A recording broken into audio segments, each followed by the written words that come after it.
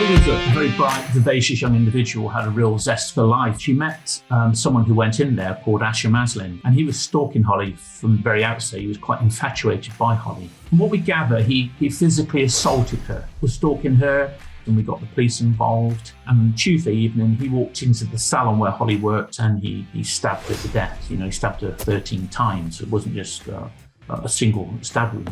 Well, when I first set up the charity, my objective was to prevent the Hollies of the future. And I thought if I could just help one person, then that would be brilliant, wouldn't it?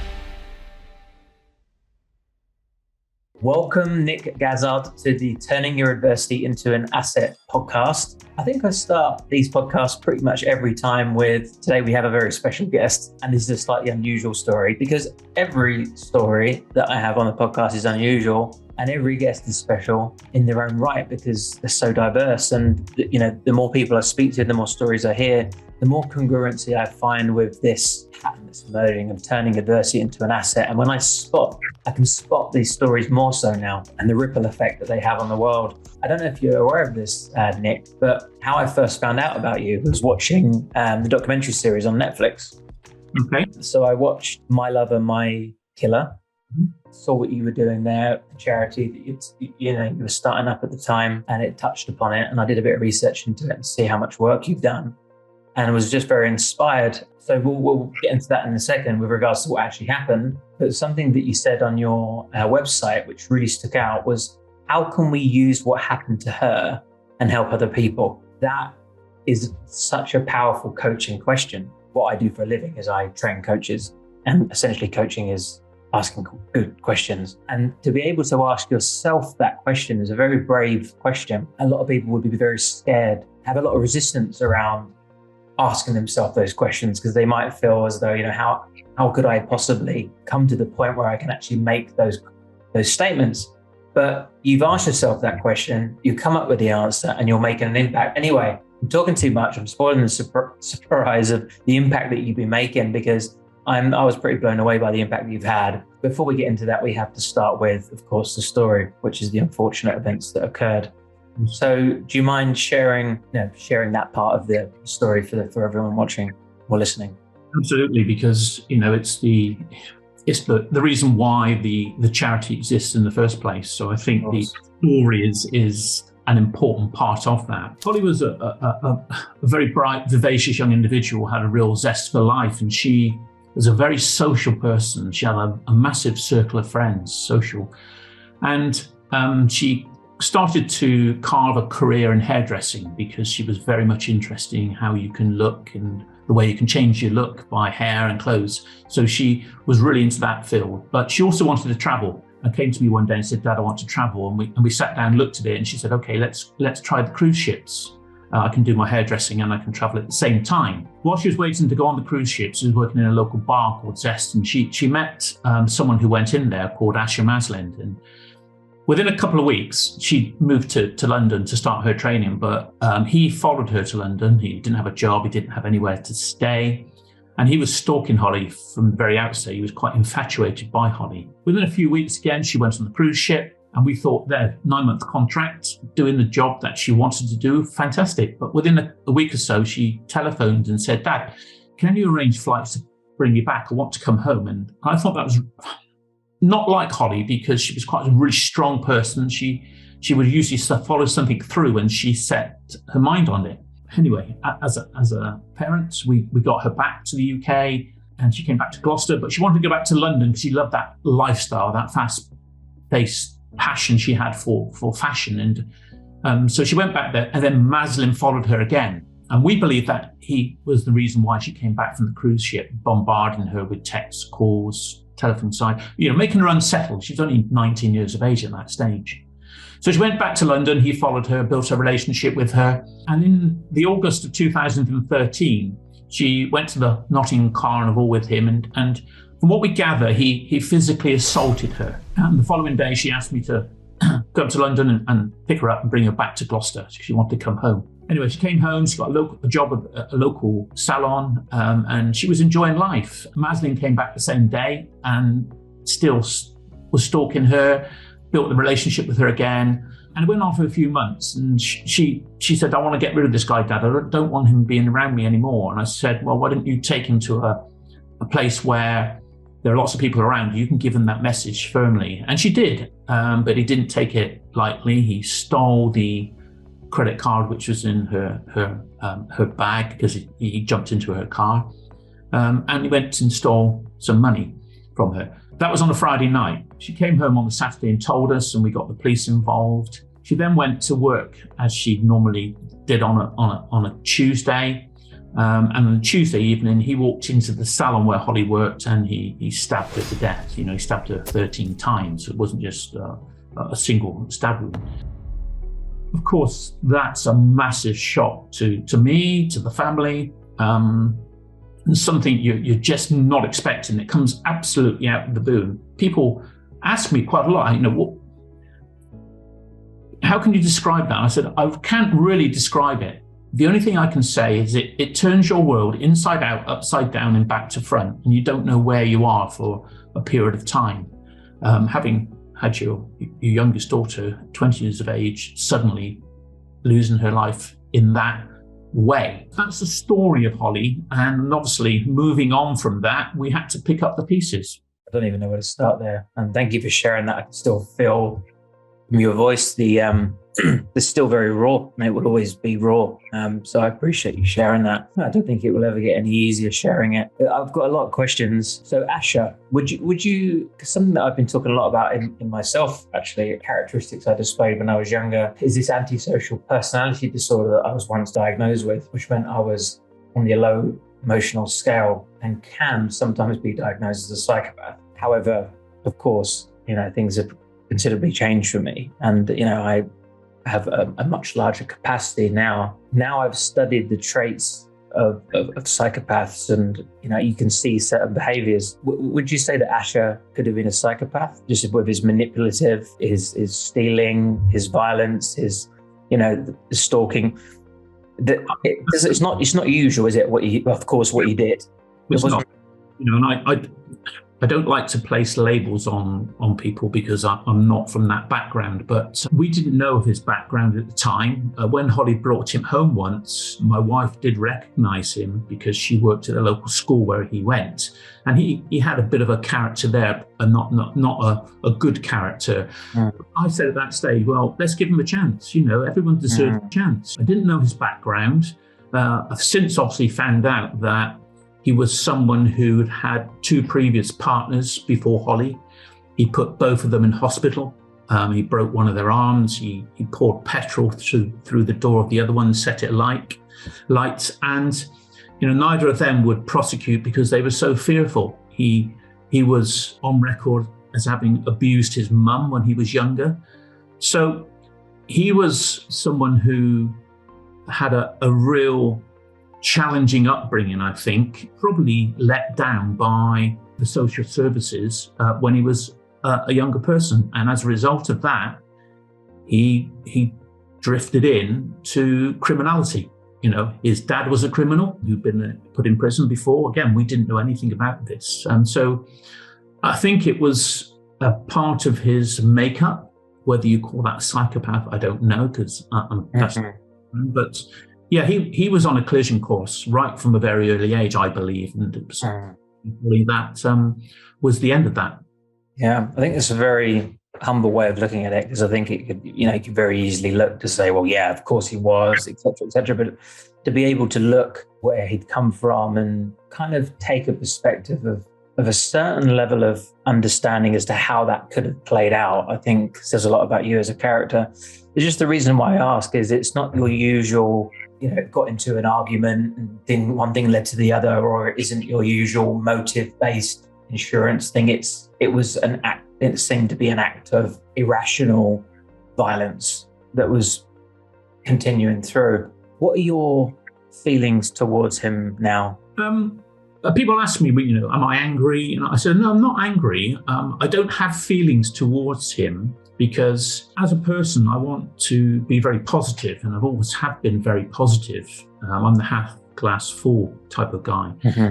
And the way I look at it is if I spend headspace and time thinking about him, then that will be negative.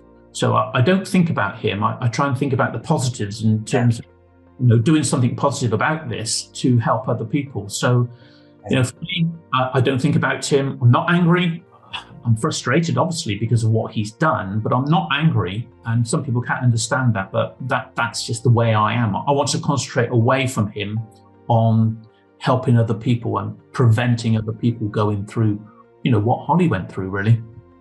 Absolutely. And that is such a good way of looking at it. And like you said, some people may not understand that, but I also believe that is the right way to look at it, because as you say, if you're putting your time and energy into him and you're hating, him, then he has more power over you. I remember when I was in rehab, I had a particular dislike for another person that was in the rehab, and they said resentments keep you sick. And, if you're putting all your energy into that person and you're the one that's hurting because of it, and they have no idea whatsoever, they're walking around and they're whistling, they don't know that you're having that hate. Sometimes people have this false sense of security that if I hold on to this grudge and this hate and this pain, this will somehow affect the other person. But actually, the only person it's affecting is you. So to understand that is such a big shift, and I should imagine has been able to lighten the load enough to allow you to start making progress in other areas and create a legacy for Holly, which you have. So I do find it fascinating how you've been able to flip the script, because something that was really interesting is you found out about Holly's murder in the February, but you'd started your charity in the April, if I'm correct. That's right. Yes. So it's a short turnaround. How was you able to do that? Was it through what you just shared there? Was there an epiphany? Was there a moment? Was there other things that you did to kind of go, right, no, I'm not letting this get me. I'm going to put this forward and I'm going to make this change for other people? Because, what happened in that transition? I think something you mentioned earlier on, that, life is about learning, and you need to learn from things that happen. And that happened to Holly. I couldn't change that once it happened, but actually we could learn from that. And that's the way I felt about it. I talked through a number of family members as well about, my thoughts. I really wanted to try and do something positive. And it was all about prevention at that stage in my mind. If I can do something to help prevent one person ending up like Holly, then I would be, achieving something. Mm-hmm. And it moved on and it morphed a little bit in terms of how we do that, speaking to another family member. And I thought, let's create a charity whereby we can actually help people and prevent Hollies of the future. And that's how it came about, really. It was having that mindset of, let's learn from what happened to Holly. We can't change it, but we can change the future by understanding what happened to Holly and preventing it happening again. And that was my process at that stage. Amazing. But you know what? I don't think that's usual for people to be thinking in that way. It may be usual for you and it may be usual for me, but for a lot of people listening, they may be thinking, I would just be a mess and just be, hating, for a couple of decades before I even got out of bed. Was there something that sparked that? Or do you think that's innately in you and you was kind of already... Did you have because you said you're always a positive person. Is this something that you had available to you already, that you was able to just, understand that? Or was there any other realizations or breakthrough moments, I guess? I think that's just my character in what I do. Whatever I do, I try and do to the best. I try to make it impactful, and I try to do it with a smile on my face, like Holly. Holly's was always smiling, and she loved life. And I thought, well, if she loved life and she was just too good to let go, let's try and help carry on that life in another form and help other people. That's a bit my thinking about that stage. I just didn't want her to be another statistic, which she could have. I didn't want to go back into a whole retreat, even though every time you walk down the road, people would look at you, they would cross the road, they wouldn't have eye contact. There was a lot of that around at that stage. People didn't know how to handle. Oh, right. Okay. I was going to say, do you mind me asking why that was? And then it's because they don't know how to emotionally deal with that situation. You go into the supermarket and you go down an aisle and you see people just turn around and go back. And that was uncomfortable, but I understood the reasons why. And it was probably more difficult for them to approach me than for me to approach them. So again, from an early stage, I thought, let's be open and honest. Let's not wear my heart on my sleeve, but let's talk about Holly. Let's share her. She was with us 20 years and 20 great years. And we had a great life together for those 20 years. Let's celebrate it and do some good at the same time. I love that. And just touching on what you said there about other people, I think it's because they probably can't comprehend what that would ever feel like for themselves. And because of that, they just don't even want to acknowledge that is possible, because the moment they are confronted by that situation, they have to analyze how that would feel for them. And if they have children and things, the pain would be so unbearable. So it's much better to delete that and pretend that doesn't happen in this world and just go on with their day. And the other way to look at that is that I have quite a few people, when I talk to them about this, they can't understand how I reacted in the way I did react, because what they said would be that, if that was me, I would go and kill him. But actually, you don't know until you're in that situation how you would react as an individual, because it's such a huge impact on your life and your mental state. You don't know how you're gonna react until you go through it. And I understand people can't understand that because it's just such a big thing. I see you having a very well calibrated mind, being able to just take people's opinions like that and just be able to accept them for what they are and share yours back, because there could be people that hear things like that and are very triggered. Have you ever been triggered by other people's comments along the journey when they say things like, I would have gone and killed him, or I would never let him in my house, or those sorts of things? I mean, I could imagine, you don't seem like that way now, but has there been times where you've thought, well, keep your opinion to yourself kind of thing? Yeah, there are small things. And it's usually the small things, actually, that just the little comments you think, you don't understand. But therefore I can't challenge you in that area because you will never understand until you've gone through it. So just try and let it go then and just brush it aside and move on to the next thing. Wow. I hope I haven't done anything like that. And if I have, I apologize. Not at all. Okay. Something I really loved what you said there is we had 20 brilliant years. That's, everything you're sharing is about perspective. It's about focusing on the good rather than focusing on the bad. It's simple but powerful. It's something we talk a lot about in coaching. And it's the whole reason for this podcast, which is why I'm really grateful you're here, is turning adversity into an asset. And that can seem quite cynical in a sense, and it doesn't need to look like a material asset, of course, but it's like, how can this help someone? Or how can this help myself? Or how can I just see this in a better way? Being able to focus on the 20 good years is huge. There's a lot of love there. There's a lot of good times there. And I guess there's a lot of fond, happy memories you can look back on and still laugh and smile about. But if you was to be always looking at the negative things, which I think probably 95% of people would, then you lose all that, don't you? You do. And the other way I look at it as well is that we were very lucky to have Holly for 20 years. Some people are much worse off than us, much worse off than Holly in terms of their health, maybe the way that they've been treated, the way that they have lost their lives, maybe from an early age. So actually, I think we were very lucky to have Holly for 20 years. And therefore, I will celebrate that. And like you say, I think back of all the happy memories that we had with Holly. They make me smile. Holly had an infectious smile, and hopefully she got that from me, because that's the way I always look at things as well.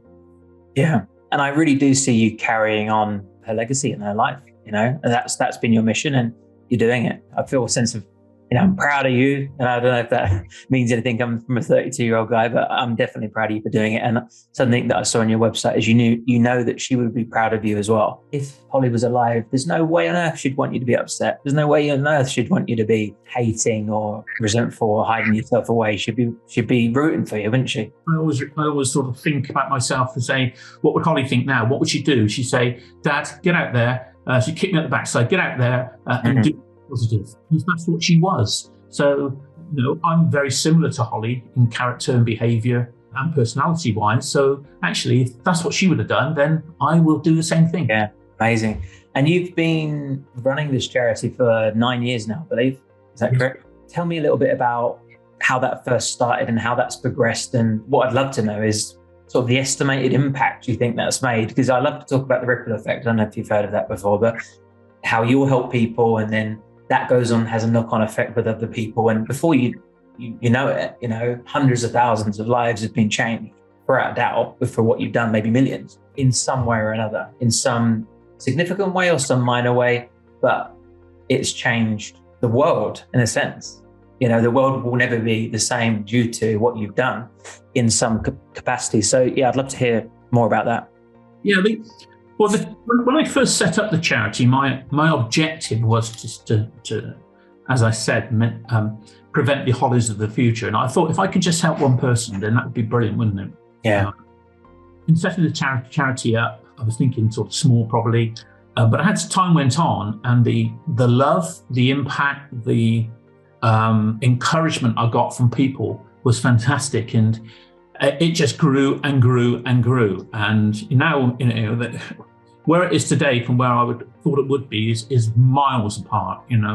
We're making a huge impact to a number of people. And very basically, the trust has three aims. The first one is to raise the awareness of the issues that Holly faced, stalking, domestic abuse, sexual harassment, coercive control, and knife crime. Mm-hmm. We do that across a number of our social media platforms. I should imagine there are a lot of women, and maybe men as well, who are in these kinds of relationships but don't understand the danger that they're in, nor the progressiveness of where that could lead, or maybe have nothing to compare it to, and maybe think that's normal, or maybe think it's their own fault. There's some gaslighting, there's all sorts of things. So what type of awareness do you mainly focus on raising, I guess? Because it's difficult. It's a difficult thing to do, isn't it, I guess? Yeah, because a lot of things that we deal with are behavioral issues. What we do is to send out lots of snippets across the platforms that we work on about behaviors, what to look out for, how you can identify. If you're a family, if you're a friend, if you're someone going through this, these are the types of things that you might notice. And also red flags kind of thing. Where you can get that help and that advice, because we don't give that advice because we're not trained to do so. But there are lots of people out there that can. But the fundamental thing on all these issues, because they're behavioral, is actually understanding those behaviors and what they can lead to. Yeah. If you understand the behaviors and how that's affecting you, if you then understand what that could lead to, it might enable you to take the decision to take some guidance professionally. And there is within the UK national lines, there's local lines and websites that you can go to for that information. And get that professional help. And that might save your life. It might actually give you the tools to be able to extract yourself from a relationships that might be going down an unhealthy route in the wrong way. Mm-hmm. Identify that you're in a stalking situation and what to do about it and how to get out of it. Because with a lot of these behavioral issues, the sooner you can identify this is happening and the sooner you get that expert advice, more likely is that you can extract yourself from that situation safely. The longer it goes on, the more ingrained it gets, the more danger there is in most of these situations. Yeah. And it happens to a lot of people. When we talk about domestic abuse, 1.4 million people last year experienced abuse. And when you have the ripple effects, that affects other people within the family, within the relationship, friends, relatives. So it affects a huge amount of people. And a lot of them, I should imagine, probably don't realize that they're going through domestic abuse and probably put it down to, this, that, and the other, and kind of dismiss that anything could ever progress from there because they can't. It's like, I'll never win the lottery, but I'll also never get murdered. What would you say to somebody who's kind of in that space at the moment where maybe they do have a partner that is a little bit aggressive and maybe has, verbally or physically assaulted them at some point to a level that's unacceptable, but is under this false sense of security that he'd never do that or she'd never do that? I think that's probably where a lot of people are sat in the middle. Yeah, it's getting people to understand what they're going through and that it's not right, but there is help out there, and to seek that professional help. When you look at these individuals that are perpetrators in these areas, they're very cunning, they're very canny. They do a lot of subtle things. They have two different personas in the main, the private one and then the public one. They act very, very differently. And I know when Holly was going through this, we didn't recognize what was happening because a lot of it was very subtle. I don't think Holly did as well. I don't think she had that knowledge, and she wouldn't have certainly been taught it at school. That's another reason why we do what we do. So she wouldn't have understood what she was going through. The knowledge that I've gained over the last 9 years, I can look back at Holly's case now and see what was happening to her. I can pick up all those red flags. I can see them now. And I firmly believe that had I had that knowledge then, I would have taken different actions, and I could probably have. And I think if Holly would have had that knowledge, she would have been taught it at school, whatever, then she would have saw what was happening to her. She would have acted very differently as well. Just want to say, I guess the challenge as well, and forgive me for being naive, obviously I have no idea about this situation. I've never had any involvement with domestic violence, so I don't want to, pretend to know anything about it. But I should imagine there's also the problem of the dilution of these red flags, because as you said, these people can be cunning and deceptive and show different personalities, so that they might be love bombing them and giving them gifts and saying lovely things to them. And that might be happening 98% of the time. And these red flags are kind of more difficult to spot, I guess, throughout that. And also the red flags increase as the relationship develops. Particularly the red flags in the private, in the public, they're very canny and they try not to give those red flags out. But if you are experienced and have the knowledge, then you can pick up on some of the flags quite easily. And so again, it's all about power of knowledge there to be able to apply that situation. Amazing. And the other parts of your charity that you mentioned, the first one was awareness. Yeah, the second one is around education, really, and we provide a lot of training and workshops in schools, in colleges, universities, but also businesses and other community groups. So we run, I think it's about 10 different programs now across the whole range of those issues. And it's really trying to educate people in these areas so that they can actually make those informed decisions. Because, domestic abuse, stalking is not well known to the general public on how to identify when it's happening and then what you can do about it. So the education part of it is about raising the awareness, identifying it's happening, and then what action you can take. Yeah, that's getting very, very popular now. And there was a final part. The other one's around hopefully prevention, and we have a personal safety app called Hollyguard. It's free to download, free to use. We've got over 500,000 people in the UK now.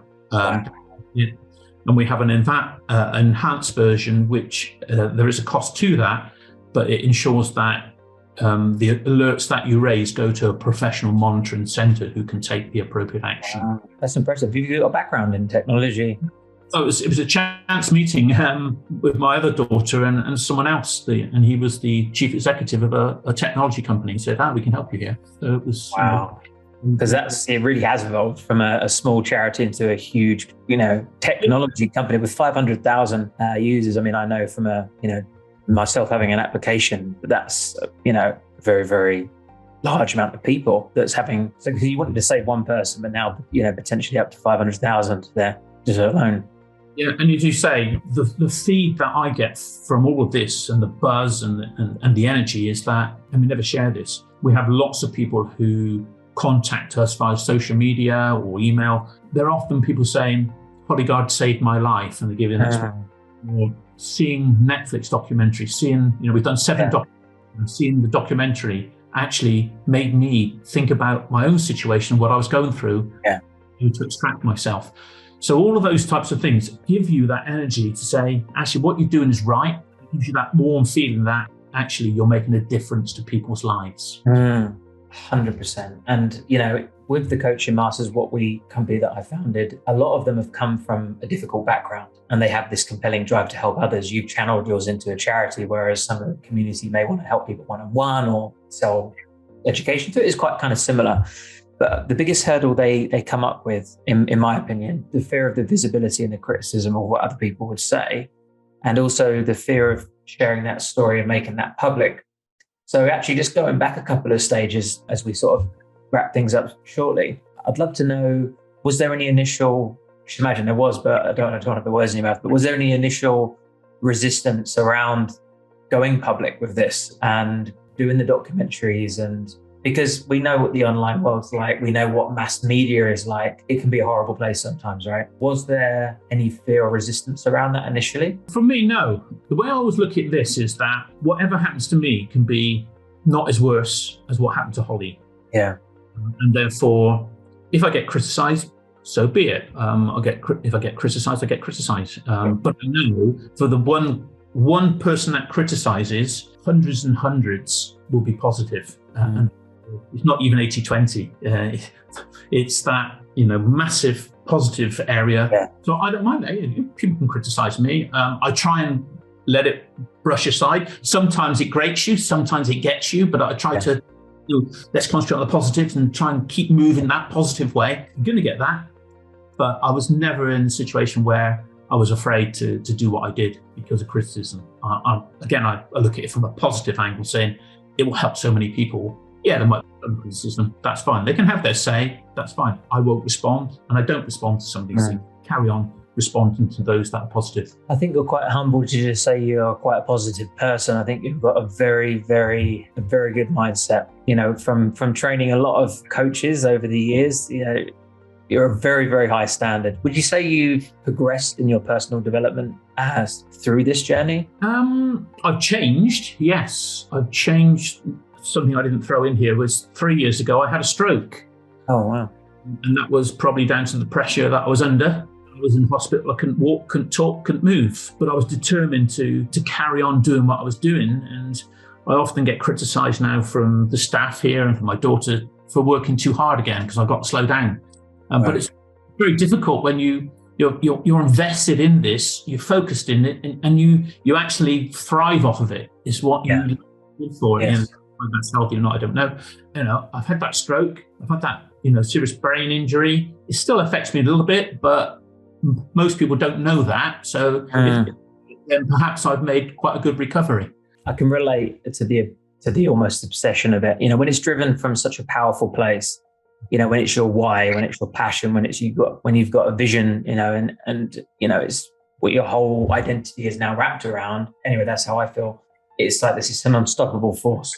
And, I am also someone that can work a little hard. And not so long ago, I was having epileptic seizures as a result of it. So it's not quite a stroke, but the same sort of way. I think our bodies are saying, just slow down. And my brain's saying, slow down. Your heart is saying, slow down. But probably coming from a similar place. Yeah, once you connect in, and just that sort of also reinforces the point that you made there when I asked you, was there any resistance? And you was like, no. I'll tell you again, the reason why I said, you've got such a strong mindset is because 99.9% of people, even if they've had this compelling drive and this real passionate thing, will still have these barriers. But to be able to just sail through that says a lot. And the reason why I wanted to touch on it is because I want people listening to this just to know how important it is to start sharing that story, to start talking about it, to start making that impact. Because 100%, there is somebody or thousands of people listening to this that are thinking, oh my God, I've been hiding my story away for a decade for fear of what that people could think. But actually, it's always never as bad as what you think as well, isn't it? People have these stories in their head.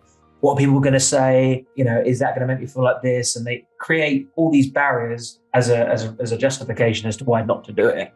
And then when you end up doing it, it's the complete adverse effect, isn't it? It's like, oh, those things didn't happen. And actually, oh my God, I've changed all these people's lives. And hang on a minute, now I've got an app, and now, now it's got 500,000 people on it. And, I get to feel better because of it as well.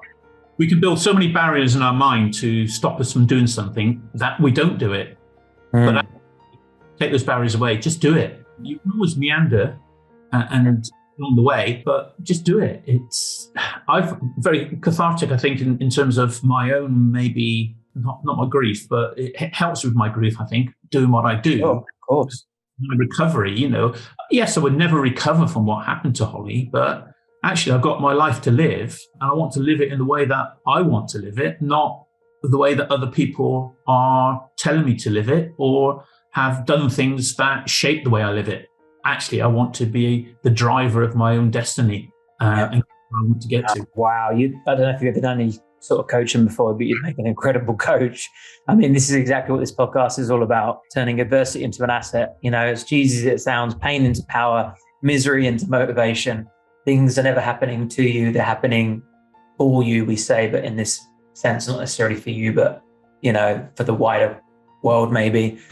We don't know the sequence of events that happens, but we can control some aspects of it to make it better for ourselves and others. I talk a lot about the serenity prayer. I don't know if you've heard of that prayer before. It's not necessarily a religious one, but if you haven't, it's grant me the serenity to accept the things I cannot change, the courage to change the things I can, and the wisdom to know the difference. And I think you're an amazing example of that. So thank you so much for sharing with me today. Before we leave, please share as much as you can about the trust, the charity, and Holly, and how people can connect with you if they want to. Yes, the charity has its website, hollygard.org, and that's HOLLIE, hollygazard.org, HOLLIEGAZZARD.org.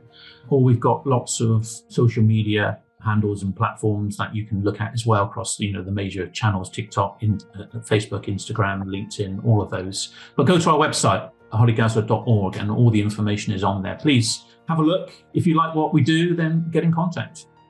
Absolutely. Amazing. Thank you so much. And just to finish this off, if there was any person that was experiencing, I know we've touched on this a lot, but just to sign things off, and maybe the last line that somebody needs to hear, if someone's experiencing some kind of unusual domestic relationship right now that they think they should seek help for, but they're maybe scared or nervous or aren't sure if it is, of course, we can signpost them to the right services, but that little bit in the middle that's going to get them to do that, what would you say to them? I think I would say to them, it's not your fault and you're not alone.